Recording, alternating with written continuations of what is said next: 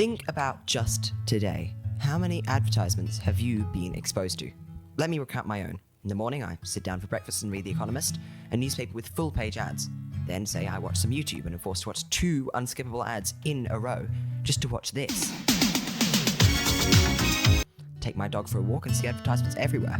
I chill in my bedroom with Spotify ads blaring in my ears. And the thing is, compared to most people, I see comparatively few ads. I have ad blockers on my computer, phone, and iPad. Don't take public transport regularly, which is a common vector for advertisers, and I don't listen to much Spotify. Despite this, my brain is infected many times a day by people trying to get my money and my attention.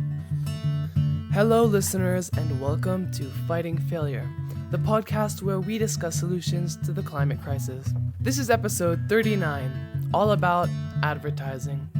I'm your host for this episode, Hisham Kanaan. And I'm your co-host, 𝓌𝒶𝓉𝒸𝒽.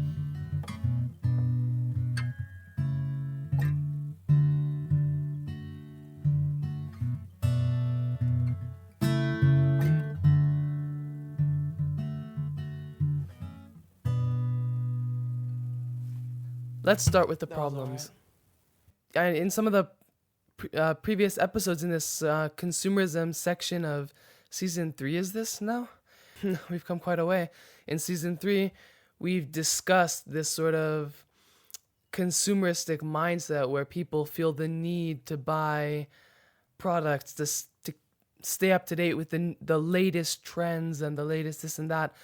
But how do these trends really get out to the public? And the answer is advertisements. So advertisements are everywhere, like Oscar mentioned at the beginning of this episode, and there's no escaping them in the modern world.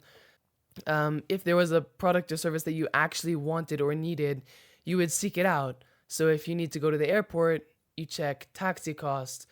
But when you're scrolling through YouTube and you get an ad for, J. Crew's newest floral t-shirt or whatever, whatever comes on, then it's because humans are sort of, I don't know how to say it. Humans are sort of self-centered, and there's this stigma against owning or looking like you own old or out-of-date things. And so, this is something that we also talked about in previous episodes. And so what happens is you see that, and it creates this immediate want for this new product that you might not necessarily need. You might have last season's trend. You might have got a shirt 2 months ago, but you see this and you have this immediate want for it. In some cases, not in every case, of course. And then you go out and buy that, and then this leads to this unnecessary purchasing of products, and then the production of products that we might not necessarily need, and these products might not be produced in the most sustainable way. So, there's a lot of environmental implications that come out of advertisement and the way that we try and hook our audiences into purchasing products that they might not necessarily need. So the fundamental thesis about advertising is that, and this is what differentiates it from other services that you might seek out, is that advertising creates an artificial want for a product or a service. So like you just said, if you had a legitimate want or a legitimate need for a service, like we all need food, right? We all need to eat. So we might go out to the supermarket and find something to eat. But what's different is when the supermarket comes to us with their advertising and they say, you know what? You want this brand new donut that we've got in store now half priced, or you want this chicken that's now 3 times more healthier, or look at this, we've got a new plant-based range. Don't you want to try that? Come right now. Come give us some money. I don't even live in a place where Starbucks is available. I signed on to Starbucks Wi-Fi once, or actually 2 or 3 times during the summer, because I was sitting in Starbucks doing some summer homework and catching up on some other work. And so I was doing that, and I signed on to this their free Wi-Fi.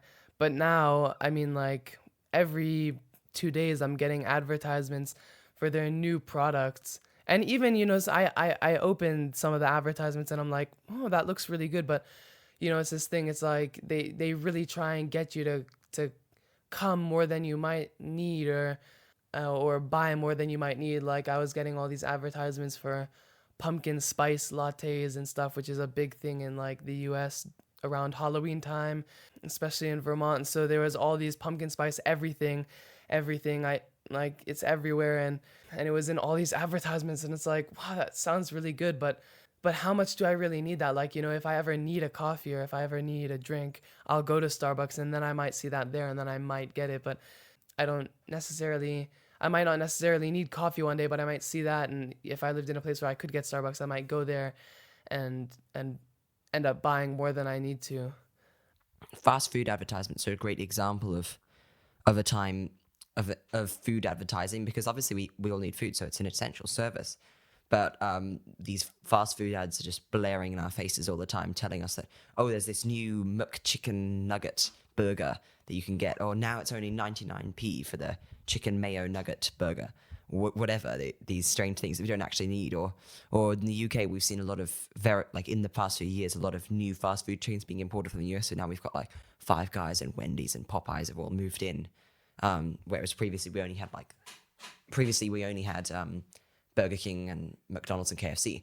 Those were sort of been there for years and years and years, but now we're getting a lot of new entrants that are coming to the market, and I think they're being very successful with it. But it's just, whenever you walk through the center of town and you see all these places, the front is just blaring with advertisements. Because I cycle past the Wendy's every day, and they're just constantly running this video that's trying to grab your attention about how, look at this bacon and ice cream and all this amazing stuff that we've got. And Just a quick question for you. I mean, what do you think about the health implications of a lot of these advertisements, a lot of these fast food and restaurant chain advertisements that we get? I mean, there's a lot of health implications, and then there's also a lot of environmental implications that arise from the agriculture sector, and especially with regards to fast food. I mean, what do you think about that, Os?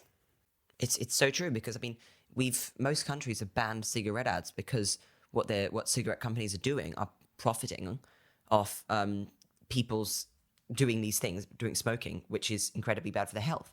But there's more and more evidence that fast food is also really, really bad for people's health, and it's causing obesity crisis and all this stuff. So in a way, allowing the advertising of fast food companies is allowing them to further profit off people's misery and unhealthiness, and promoting unhealthy trends, which is it's probably not a great thing to do.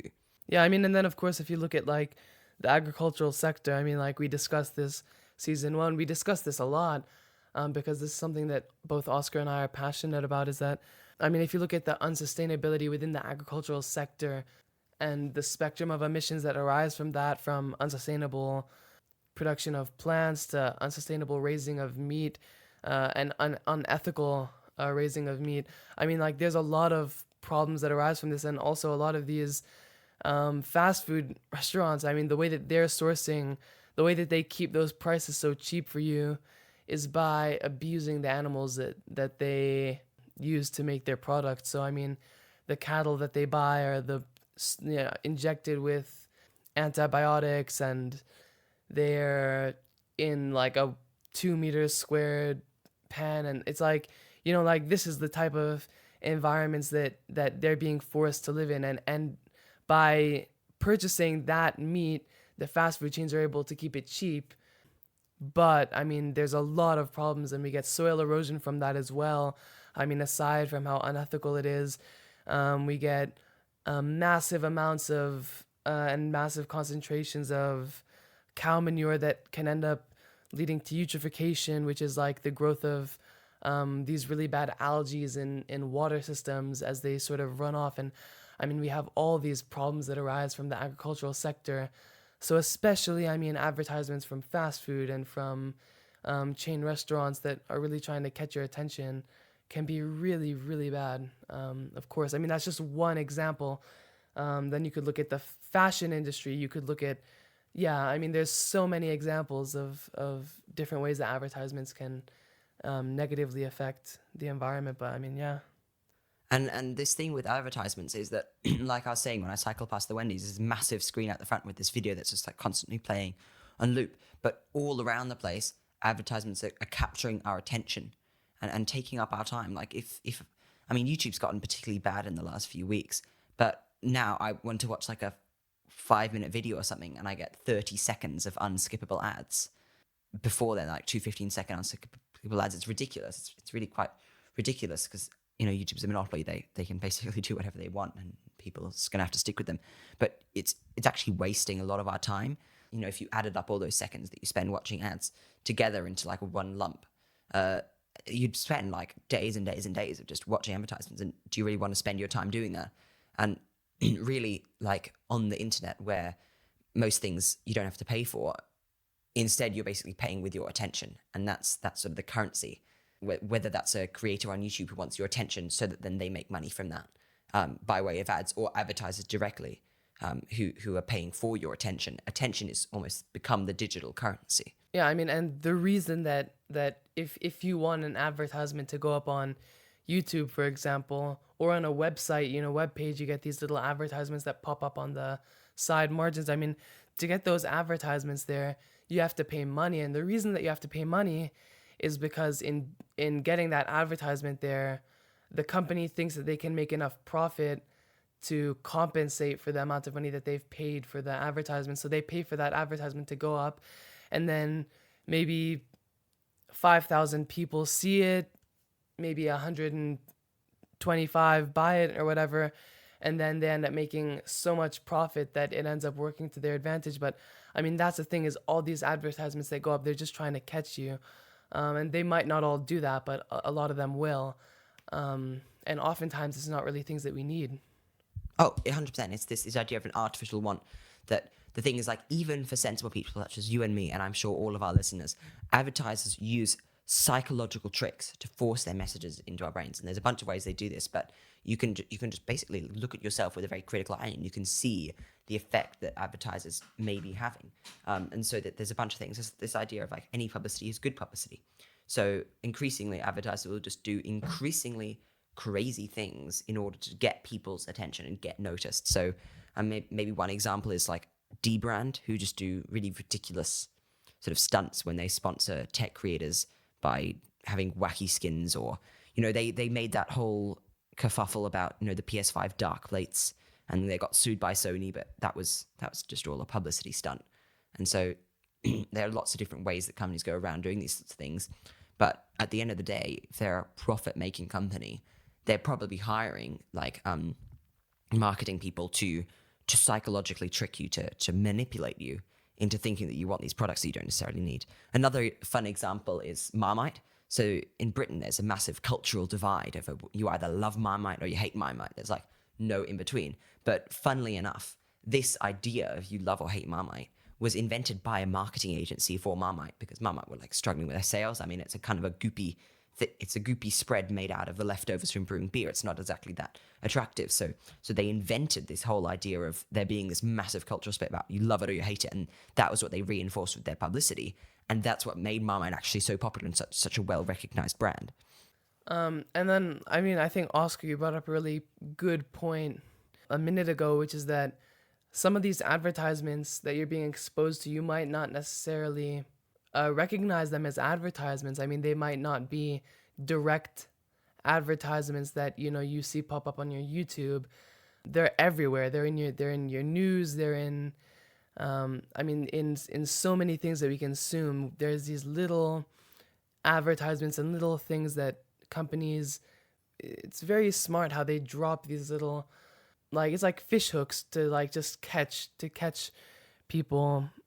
And I mean, that's what they do is a lot of these, you might not necessarily realize that you're being exposed to, but they're still creating this artificial want. And another thing that a lot of these companies do in order to make profit is that they create these seasonal trends, which is something we've talked about in the fashion episode that we did a couple weeks ago. And so they create these seasonal trends. So in winter, it's like whatever, this new down feather coat, whatever. And then in spring, they have like the newest florals and your new short shorts. And the thing is, then they create this, like, if you're not staying up with the trends, then it looks like you don't have money. And then there's this whole stigma, like social stigma that we've created, that these companies have sort of created and manipulated to their advantage, that mean that if you don't stay up to date with current trends, whether that's phones. I mean, phones are a huge thing, right? I have an iPhone a slightly older model, and already people are like, are you ever gonna replace that? And it's like, well, it's fully functional. Like, I need to? And it's like, it's one of those things where it's like, if you're not staying up to date, it's people sort of look at you in a different way. And so there's this need for you to stay up to date with the seasonal trends. I mean, Apple, something we discussed and something Oscar mentioned a couple episodes ago is that, I mean, sometimes they'll release a new phone model and they won't even change the model. They'll add a new color. So maybe they'll put it in purple, and then all of a sudden they're creating a whole new market for that phone. And so then they're getting more money and more profit. And I mean, in a lot of cases, what ends up happening is that you have so much stuff. You've maybe bought a new phone and you don't need your old phone, that old phone just goes to waste. I mean, a lot of these rare earth metals that are in your phones that make them functional, I mean, they can't be recycled. And so you end up wasting a lot of these non-renewable resources that cost lots of money. And so, I mean, then you end up, it's just like waste and waste and waste. And that's this sort of problem that comes with advertisement. Quick correction. Rare earth metals aren't actually super rare, but e-waste is still a massive problem. Yeah. And then this sort of leads on to greenwashing, which is the idea that they tell you that, like, I mean, companies like Apple will do all this stuff that's bad for the environment, all this planned obsolescence, which we've talked about to no end. But planned obsolescence is essentially where companies deliberately make their products fail prematurely so that you'll buy the new ones. So yeah, then Apple will have all this planned obsolescence, and they'll do these sneaky things to make you buy their products. And then you go on their website and they have this massive page telling you about how sustainable they are. It's greenwashing. Greenwashing is essentially, I think everyone probably does know what greenwashing is, but greenwashing is absolutely where companies pretend to be more sustainable than they are, and they use a lot of advertising, a lot of marketing speak to say that they have these sort of goals, or to make sort of slightly misleading goals, like saying carbon neutral by 2050. But they haven't actually done anything towards that end. They're just going to leave that for people later to do. Banks are notorious for this. You even see that on like Amazon Prime. I mean, it's greenwashing is this idea that it's this concept that these companies use, that if you see that that they're trying to achieve sustainability or whatever, then you go, oh my gosh, like they're pretty sustainable, so like I don't have to feel bad about buying this product because they're doing good stuff for the environment. But really it's sort of this farce that they've created, and then you end up buying products when you might not necessarily need them, which is where this sort of problem, it's another one of these tricky mechanisms that they use to catch you, right? Yeah, I mean, going back slightly to the sort of psychological tricks that they use, there's sort of this idea of any publicity is good publicity, just brands trying to get their name out there. There's like nudge theory as well. Trying to actually remember what exactly that is, but it's like just small little things that make, it sort of goes in hand in hand with subliminal messaging. It's like, rather than just outright stating, oh, go do this, go do this, go do this, it just is just like having their name around. So like Coca-Cola will just put their name absolutely everywhere, even if it's not saying buy Coca-Cola or Coca-Cola is better or anything like this. It's just that the fact that their name is so prominent, it just sort of burns it into your brain to the point where it's like, oh, you go into Sainsbury's or Chipiku or wherever you get your food, or looking for a soft drink, and you're just like, oh, Coca-Cola, that's just the one I'll get. You haven't even like considered Pepsi, just because their brand is as well known. Even though at Sainsbury's, Pepsi is 20p cheaper. I mean, the thing with Coke is that everyone knows what Coke is, so all they have to do is put their name on different pages and on different products and sponsor different events. It's something that I thought was quite atrocious is that Coca-Cola's actually sponsored COP27, which I think just finished. But I mean, they're a hugely unsustainable company. With the glass bottles that you can sometimes get, like in Malawi, it's not that bad because they can recycle them. But in a lot of cases, I mean, glass production is not hugely sustainable, and a lot of those glass bottles end up going to waste. And now they're producing all these little plastic bottles that are so much cheaper so no one wants to buy glass bottles anymore. And then you end up like wasting a lot of money on like 500 little plastic bottles of Coke. And it's just like, I mean, they're quite an unsustainable company, whether or not it appears that way. And the fact that they've sponsored COP27, I thought was quite shocking, actually. I mean, it's better than like Shell or BP sponsoring COP27 at least, but it's just another example of Coca-Cola just trying to get their brand name everywhere. And what are we doing here? We're just giving them even more publicity. Like, this is ridiculous. Because now at the end of this episode, you might find yourself craving an ice cold Coca-Cola, and then you'll go buy one. And that's the thing. It's like, it's creating this artificial want, or this. If you do go to the shop to buy an ice cold cola, why don't you buy an aluminium can of Pepsi Max instead? Even the cans are hard to find now, because now that over the last year, these plastic bottles, they're like 10 centimeters tall, and have all these weird bends in them, and they're totally, especially in Malawi, non-recyclable. And of course, we've already said plastics are finitely recyclable, so at some point they're just waste. And they come in these like 20 packs or 30 packs, and you go to the store and you buy it, and it's like, I mean, you think about how much plastic goes into that. I mean, it would even be better to get like 4 big bottles than to get those 30 small bottles, and they've just marketed it so that the small bottles are better, and they're cheaper, so that people want that, and then they buy that, and it's just completely unsustainable.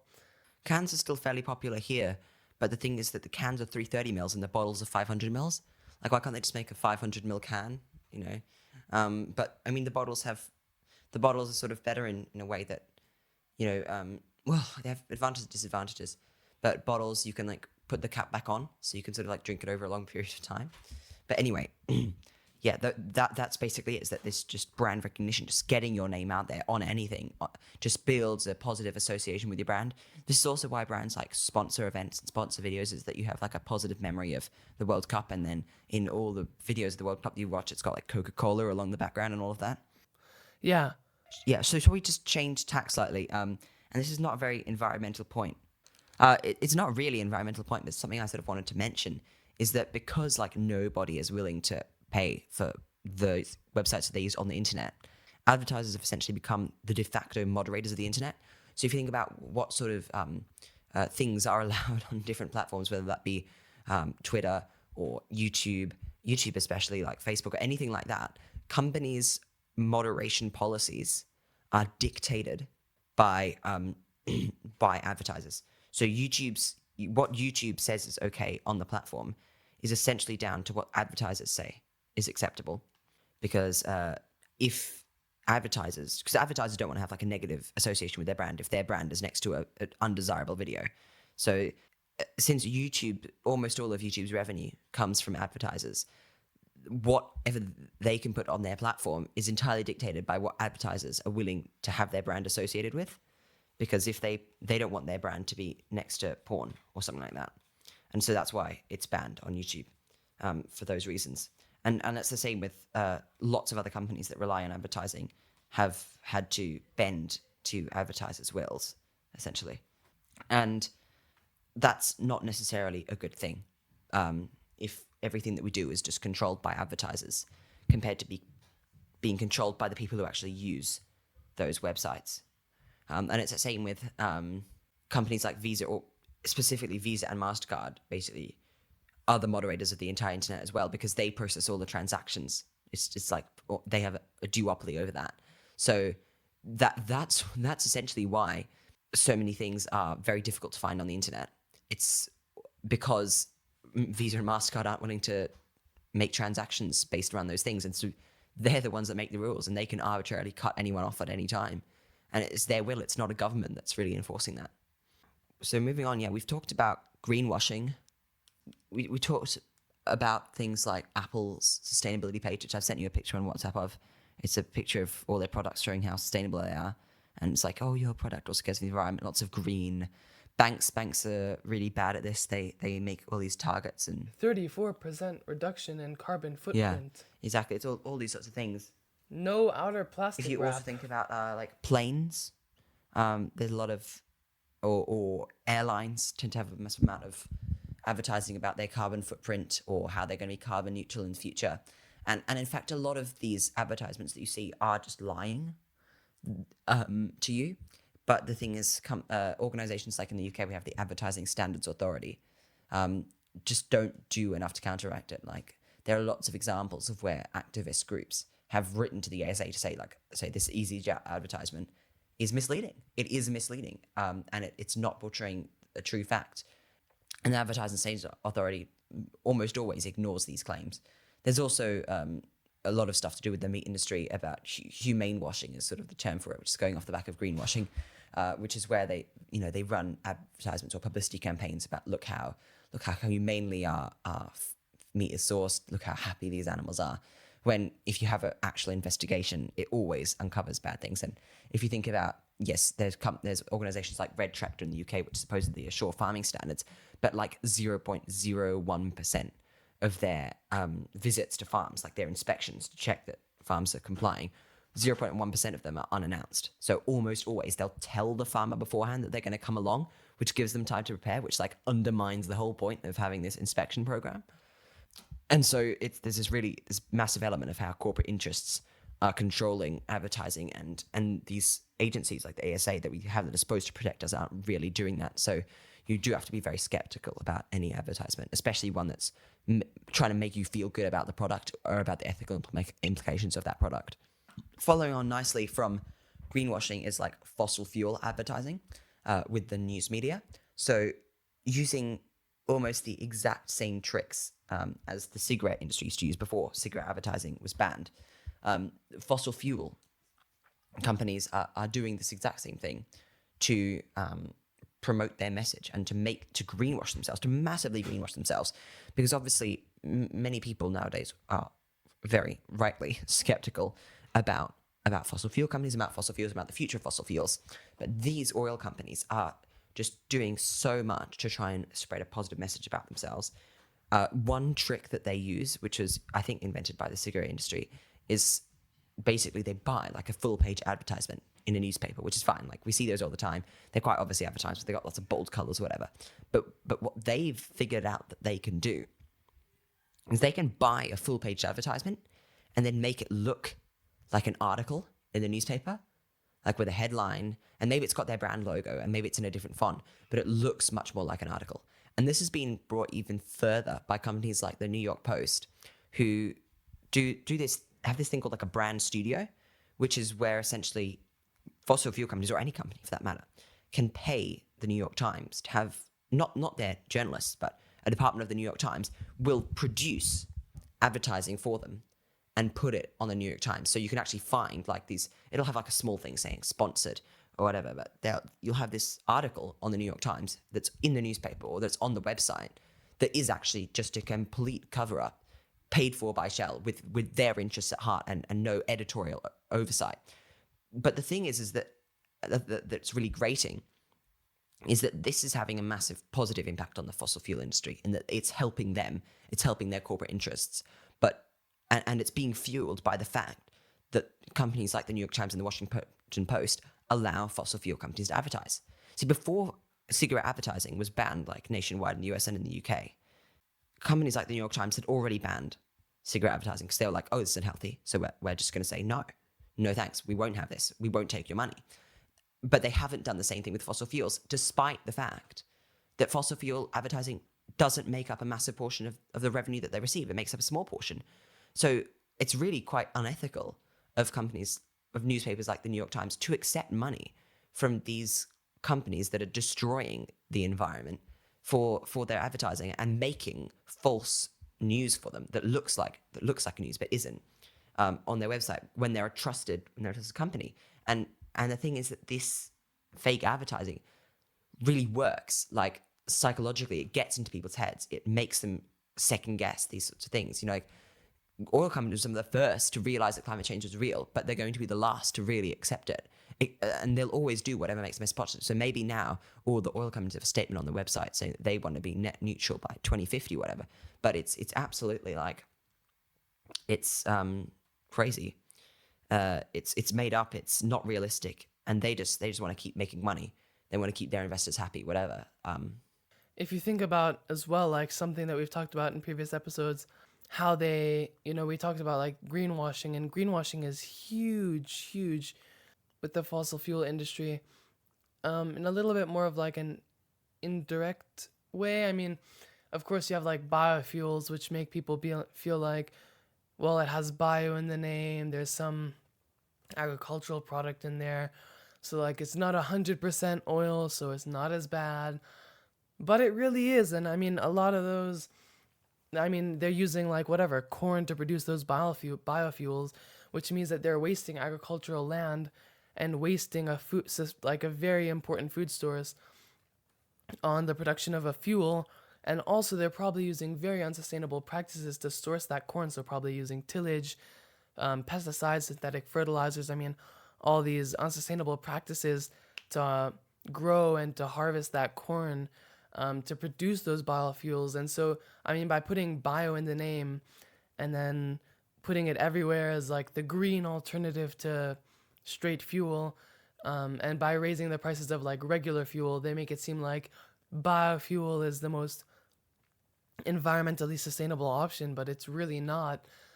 And I think a lot of people also don't understand what biofuel really means. And so then that makes it even worse. And then also, I mean, you have like the fossil fuel industry. And this is something I think Oscar might like to talk about, but I mean, they were the ones who started this whole idea of like bike to work. Yes.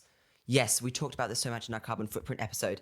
It was, I think, BP invented the carbon footprint. That was invented by BP's marketing department. Right? How crazy is that? Because they wanted to shift their responsibility for the climate crisis from them, where it was previously, onto you. So, I mean, and that's crazy. So, I mean, if you think about how manipulative that is, I mean, by creating these advertisements for you should bike to work, and you should not leave your lights on, and you should not, take long showers or whatever, like these tiny little things that have very minuscule effects on that, actual climate crisis. Now it seems like it's a you problem, and something that you have to directly deal with, rather than something that they have, rather than it being a problem that they've created. So now it's no longer their problem to deal with, and it's yours. And I mean, it's crazy. I mean, how manipulative that is. That's greenwashing, and that's one of the best examples of greenwashing, and one of the most classic examples is that I don't know. I mean, it's incredible, and it's horrible. What do you think? It's bad because it gives people a false sense of security about the environment. It makes people feel confident that they're making ethical and environmental choices when they're really not. And it's really hard to look past greenwashing because it is everywhere and everyone does it. Whether that be a company like Google saying that they're carbon neutral, when, yeah, perhaps they are, but it's not because all their servers run on renewable energy, but that they pay for renewable energy products somewhere else to get credits so that they can say they use renewable energy in all the data centers or something like that. Or use of different misleading terms like carbon free versus carbon neutral versus zero carbon. Like there's all these different terms and they all have slightly different meanings. And for just an average person who's just like trying to make more environmental choices, this sort of marketing speak can be really difficult to overcome. Yeah, I think we've sort of already covered this, but like adverts, like they clutter cities and they make places less enjoyable places to be, whether that's online places like where you're seeing advertisements everywhere, or when you're walking through the city and there's an advert on the bus stop or on the building, or even if it's not an advert that's like being paid for necessarily, like a billboard. There's even just stuff like, when you walk past a fast food restaurant, they've got these massive posters outside advertising their wares, or a supermarket you walk past and it's got the deals out the front. All these are examples of advertisements that clutter cities, rather than cities being places for like social enjoyment or walking around or really enjoying. They do get quite cluttered with advertisement. And the other thing that I think you did sort of already touch on at the beginning, which is that because advertising creates an artificial run rather than you just purchasing services that you require, it does promote consumerism. It absolutely promotes consumerism. It is the foundation of consumerism, really, is advertisement.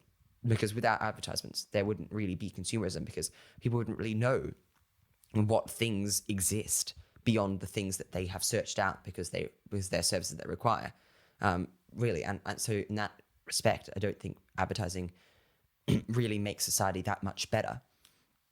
It just makes it much worse for the environment. And advertisement in the same way sort of promotes a growth-based economy, because you just want more and more and more, rather than just how much do you need to have a happy life. That's as much as we'll have. So, yeah. Okay, that's the end of the problems. Music time.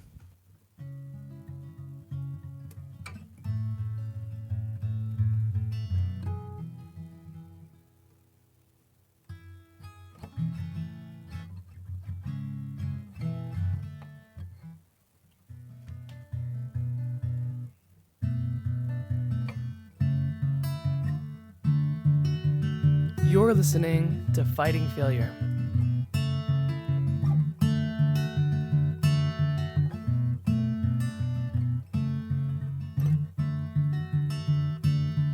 This is episode 39, all about advertising and its negative environmental implications.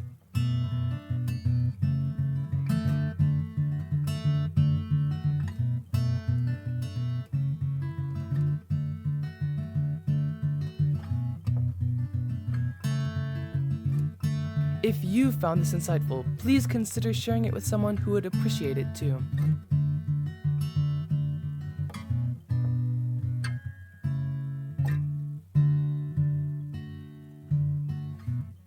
Now, on to the solutions.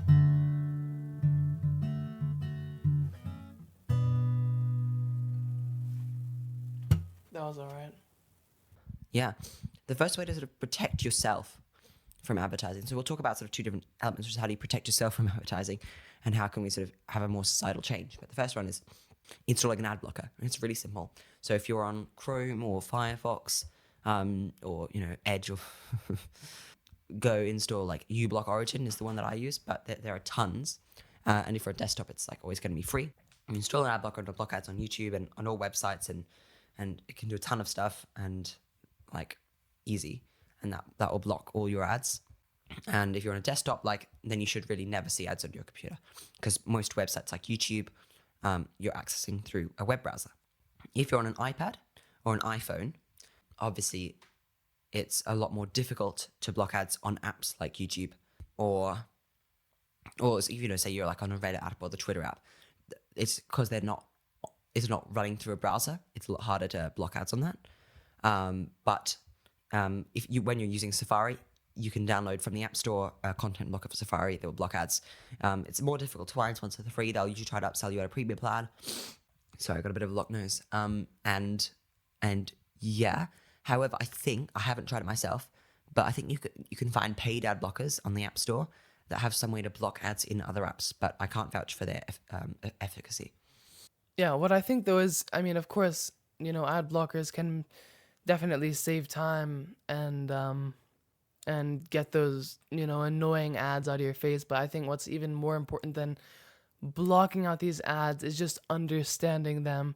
I think understanding and knowing that a lot of these companies are just trying to hook you, understanding and thinking about whether or not you need a product before you think of purchasing it, whether you're purchasing it because you saw it in an advertisement or because you really need it. Think about how much do I need that? What impact is it going to have on my life? And is it a good investment? And then just being conscious. When you buy it, how sustainable is it? If it's a food product, is it non-GMO? Is it organic? If it's a clothing product, is it using synthetic fibers? Is it using, sustainable trade cotton? Is it using, mass production? There's all these things that you can look for. Often it's on the packaging. Often it's necessary for those things to be on the website, or you can just look it up. But just think about what impact you're having when you're buying different products and or thinking of purchasing a product, because I think just being a conscious consumer is really the most important thing. Yeah, but definitely, of course, ad blockers help if you're just sick of seeing them and having them in your face. And also ad blockers are a good way to protect your kids. If you're a parent listening to this, ad blockers are a good way to protect your kids from these sort of like consumeristic mindset that's sort of forced onto viewers of advertisements and unknowing viewers of advertisements. So any advertisements that might target kids, it's a very good way to protect your kids and create this like shift in mindset. Yeah. It's a very malleable brain, so it's very dangerous for them to see ads because they can be much more imprinted on us than us sensible people who can sort of look at them with a critical eye.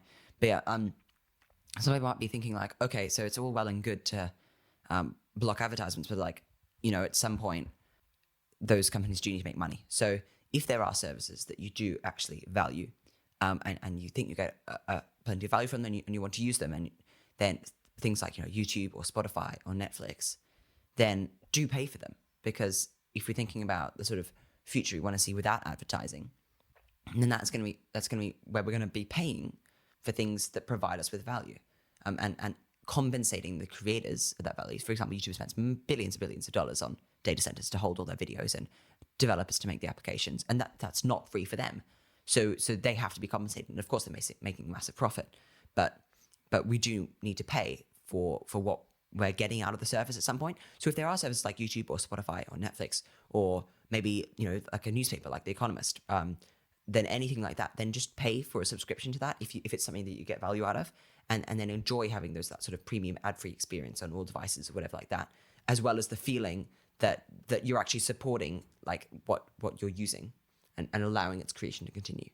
Yeah, I mean, the thing with these services, of course, is that, I mean, the free versions, all these services, right? They are all created out of a want for profit, or the majority of them were, and so, or at least at some point they might have become that way. So I mean, a lot of these companies are looking to make profits. So the way that they make profit is by inserting advertisements on their web pages or inserting advertisements on their services, because those people pay to have those advertisements there.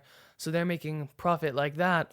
But I mean, like Oscar said, you're sort of compensating them for the to get those advertisements out of your face, because then they're putting up less advertisements. So then you're paying them to take them down for you.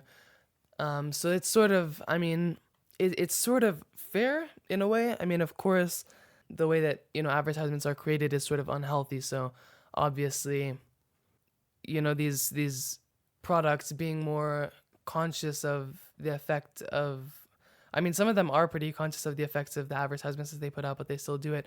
But I mean, it would take more of a shift in these companies to create a bigger change. But of course, I mean, it's a pretty fair deal to pay $20 a month for a product that you use a lot, or maybe $5 a month for a product that you use a lot, to get those added benefits. I mean, that would be like $60 a year.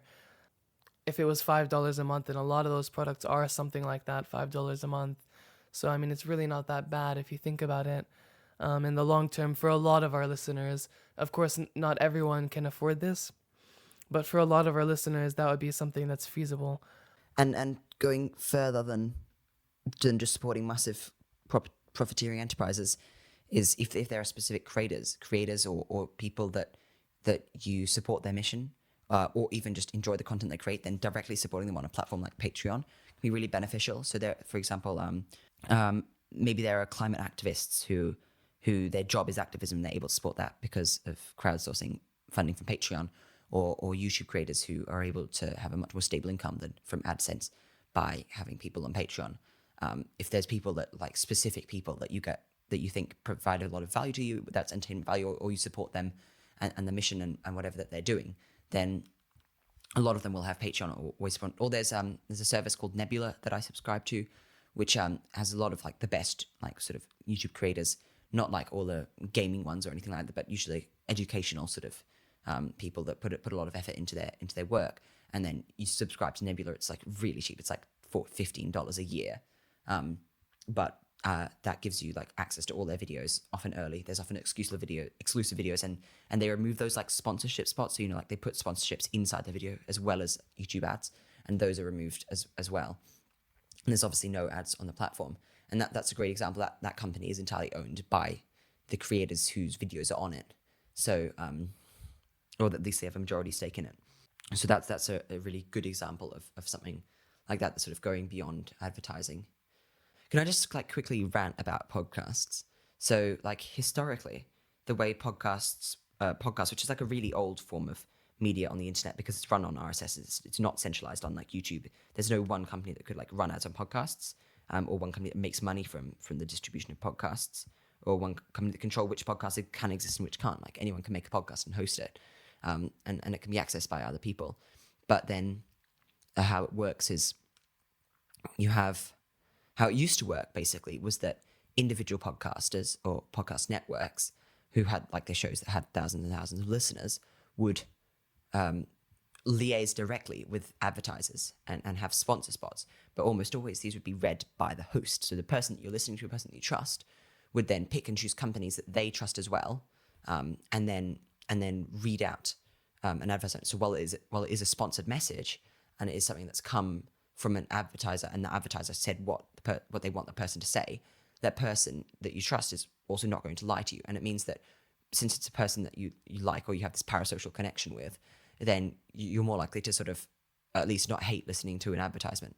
And it works well for the brand as well, because they're getting this really positive association from this positive person reading it out. But nowadays, it's turning much more into something like YouTube, where big companies are buying out lots of smaller podcasters and podcast networks and putting massive amounts of money into their production. And something that's come along with that just drives me mental, it just makes me really sad, is something called dynamic ad insertion. So it's basically like a workaround for the way that podcasts work, because usually how podcasts work is that you just download the MP3 file of the podcast from the server, and then you have that, and then you can play it, and like no one can control what you can do with it because you've got the raw MP3. But how dynamic ad insertion works is that when you ask the server for the file, it will like choose based on like maybe certain data that it can get about you, or what advertisers want at that particular time. Say you're like downloading it 10 years later, then you'll get a different ad to someone who downloaded it on the day it was released. They'll choose an ad, and then they'll re-encode the podcast with that ad baked in at the start or at certain points during the ad, and then they'll send that to you to download. So while you can like skip past the ads and stuff, because it is just an MP3 that you have access to, they're turning it into much more like YouTube advertising. It's not the sponsor that's reading the ad.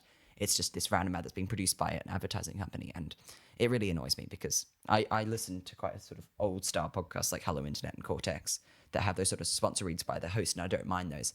And then Tom Scott's made a new like game show sort of podcast, and it's got these dynamically inserted ads, and it's just like, oh, it's such a draw. It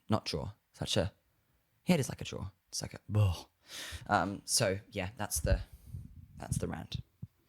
Anyway, I think one of the biggest points here is that ultimately the goal is to just remove advertisement, at least certain types of advertisement. And of course, this is something that can't really be done. Otherwise, there would be no profit in any industry. But to some degree, I mean, there's certain advertisements and certain types of advertisements that definitely either by government or by these companies could be cut down on and limited. I mean, there's a lot of ways to cut down on advertisements, of course, and just limit people's exposure to a lot of these negative advertisements. Yeah, I mean, I think like it's how much of advertising we're willing to remove depends on how idealistic we're willing to be. And given how strong corporate interests are, I don't think that anything we're about to say is at all likely to happen. So we may as well be as idealistic possible and say like the goal is to remove advertising entirely, because it is what drives consumerism. Consuming is bad, and this is obviously going to require like changes to the economic system. Like you probably wouldn't be able to have an economy that is driven based on profit in a world without advertising, because advertising is so crucial to profits. So let's just take a few minutes to like discuss how we would replace advertising in a world like that, because services still need to be paid for, essentially. So if you think about like billboard advertising, whether that's on bus stops or cities or on highways and freeways and whatever like that, this doesn't generally bring in that much revenue for probably like the cities or councils that are hosting these advertisements. And I think most citizens would probably be happy to compensate for that with ever so slightly higher taxation. I was talking before, like advertisements outside restaurants or signs like that. I don't think those are so crucial to remove, because they're sort of relevant to where you are. So you'd only like see the sign for a restaurant when you're near that restaurant. And it wouldn't really make much sense just to have like, I don't know, like a black front to every shop in the street, because that would just be boring. But stuff like advertising that's sort of removed from the service can be eliminated. Yeah, I mean, there's just certain types of advertisements, right, that we could do without, and that some of these companies could probably do without. And then, of course, like we want to address greenwashing. Like, I mean, there's so many examples of this, and I mean, it's unlikely that it'll ever happen. I mean, companies have, now that they've sort of found it out as, a good method of hooking people by creating this interest because their products are sustainable, in quotes, not actually sustainable, is that you end up they'll never do it. I mean, you end up buying their products, and then they see that they're making they're making profit off greenwashing, and I mean, it's not likely to ever stop. And there might be ways to minimize that, but it's just, I mean, like the most important thing, absolute most important thing that I'd like to get across is just be aware what you're consuming on the internet, in your everyday life, when you're on the car ride and you're looking at the billboard. I mean, like, just be aware of what these companies are feeding you, because oftentimes it might not necessarily be true, and they stretch these, these sustainability claims. Like, I mean, a lot of companies in the meat industry will say that their products are ethical, and that that they give the cows enough space to live a happy life. But then, like, if you look at the amount of space for a cow to live a happy life in, like, governmentally, what they say is like an ethical amount of space for a cow to live in is something like 4 meters squared, which is not at all enough space for a cow. And so then it's like these companies are really like pushing the they're just kind of touching the edge of sustainability and not really getting into it, because they can make themselves look good and increase profit without having to lose profits at being actually sustainable, because the world's so profit driven. Website advertising is probably the most interesting one to talk about how we might get rid of it. And so there's a few different things to talk about. First of all, there's this example of a different type of website advertising. It's still advertising, but that works in a different way. And this is like the Brave browser, which is like this private browser. It's based off Chromium, but it's got like anti-tracking features and ad blocker built in and whatever. And so the way that this works is that advertisements are displayed to you as notifications. So you'll get like a notification that'll say, Intel wants you to get the new i9 7 whatever K processor. It's much better. And then if you click on that, then it'll take you to the website, and it'll kind of click through, and they'll receive a small amount of money for that. And you get those advertisements in that form, which is far less intrusive and not dependent on the website, instead of seeing advertisements embedded on websites. And then in return for your attention on these advertisements, you receive these like BAT tokens, which is some dodgy crypto token, but that's what it is.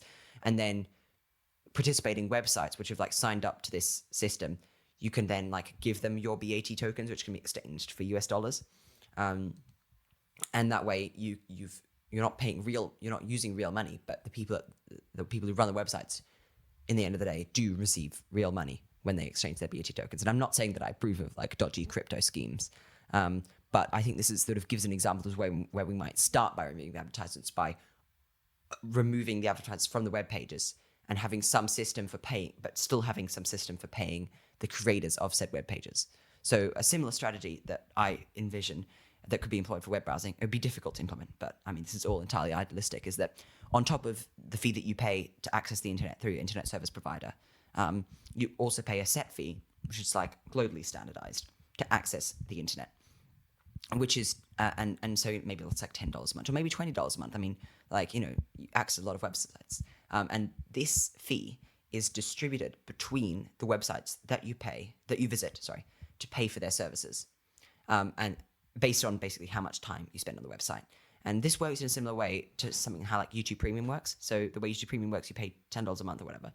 And then your money, or all the money from YouTube Premium subscribers, is split amongst the watch time. So of the YouTube Premium subscribers, which is why videos with longer videos on YouTube will have a higher revenue section from Premium, because it's just done based on watch time. That's the revenue split. And it works sort of in this way, which means that just based on whatever websites you visit, then that set fee is just split up based on those. So it'll be interesting to see how that fee is set, because they'll have to sort of, if you use the internet less, then each website will receive more money from each visit from you, because it's not like a pay-as-you-go. It is a sort of set thing that's split up. And so it's not perfect in that sense. But I think it would be ludicrously expensive if you tried to pay the sort of monthly subscription for every website that you visit. Like if you paid for I don't think you can pay for Facebook, but if you paid for like YouTube and Twitter and every news site that you visit all have like their subscription options, and Spotify and all those, it would be ridiculously expensive. But like, is it really worth paying, $10 a month if you read one article from the Times every year? No. So by instead having a certain amount of money that is split up between the websites that you access, then that news website will still get a tiny bit of money from you, just like they would have if you had accessed their website with ads. But you don't have to view the ads, but they still get compensated. So it's sort of done a bit more based on how much you use services relative to each other. Yeah, I mean, just another thing that I just like quickly like to add there. I mean, you're saying it's like fees in a lot of these, where you get like the premium service and it's free of advertisements. I mean, you pay something like $10 a month for a lot of these. I mean, a lot of news sites, a lot of music, like Spotify and music distributors. I mean, and you pay however much money it is per month or per year or whatever. And I mean, people whinge about this, but I mean, if you think about like before we had access to the internet, people were paying $10 to $20 to $30 a month for library memberships, to go to the library to be able to access records and newspapers and books and things that barely scratch the surface of what's currently available on the internet. Or if you think like how much songs cost before streaming. Yeah, I mean, for that's the whole music industry. I mean, I could rant about this as a aspiring musician. I could rant about this, but I mean, the whole industry, right? The whole industry collapsed, or became a lot more difficult, not promotion wise, not as in like difficult to get famous, but difficult to make money off, as we sort of shifted to the internet, because all these services, a lot of them are relatively free, and like musicians get a very low cut of profit off, streams on Spotify and Apple Music, and DistroKid and other free services. So it ends up, I mean, you think about it, you used to pay what Oscar said, $10 for a CD, however much, $15 for a record. I mean, like you'd pay a lot for these services that now we take for granted and we see as these freely accessible services. But I mean, obviously in the shift, right, these services can't have just gone from being paid to free. So obviously there has to be some money coming from somewhere, and that's often where advertisements come in, is there has to be some money coming from somewhere to compensate for that free service. I mean, so it's either that you're going to be getting advertisements or you're going to be paying to compensate for the fact that the service is now so readily available on the internet. I mean, like, that's sort of this thing, is that we're taking all these services for granted. We're not really thinking about, what we've come from and what's the effect of the way that we currently see and the way we currently you take the internet for granted, right?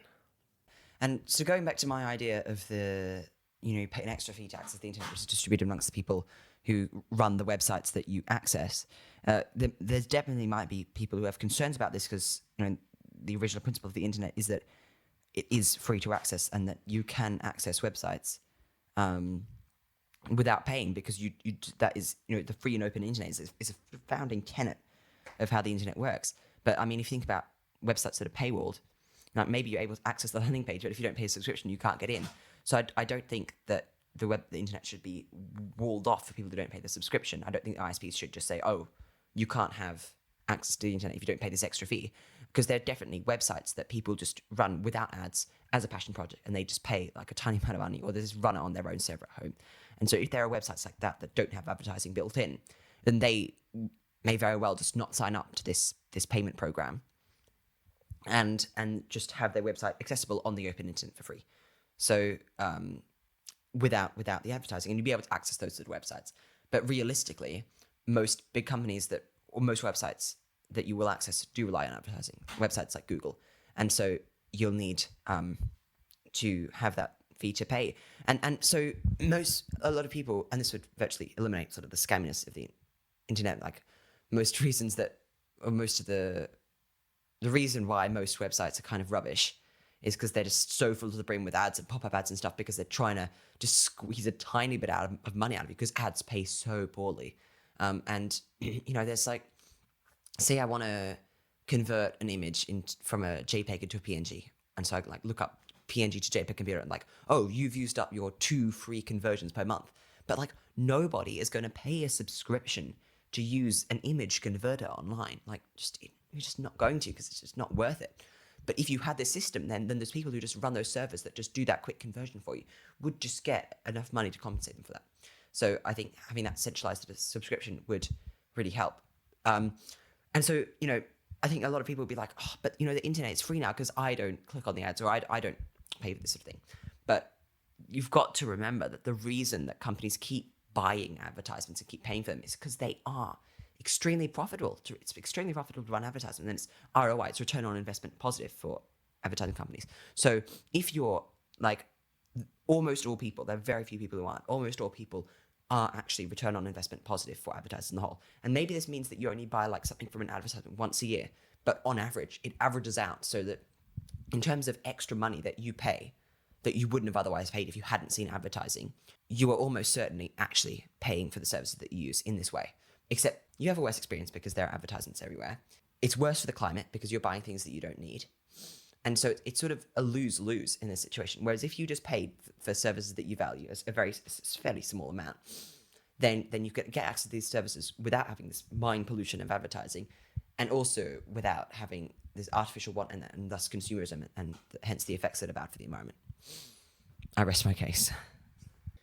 Even if we never get to this sort of like centralized subscription, I mean, even individual subscriptions, just to improve the quality of time that you spend on a lot of these sites, and reduce the number of advertisements that are in your face. I mean, A, they're worth it for you because they save your time, and time is something you can't get back, but also B, I mean, these companies have to make profit somehow, right? So it's either you're going to be paying for their product or someone's going to pay to have their product advertised on their service so that they can make money. So I mean, like, there has to be profit somewhere, and that's not going to change, right? So of course, I mean, these small fees that you can pay to get Spotify Premium, YouTube Premium, I mean, they might often be worth it if you're in constant consumption of their service, right?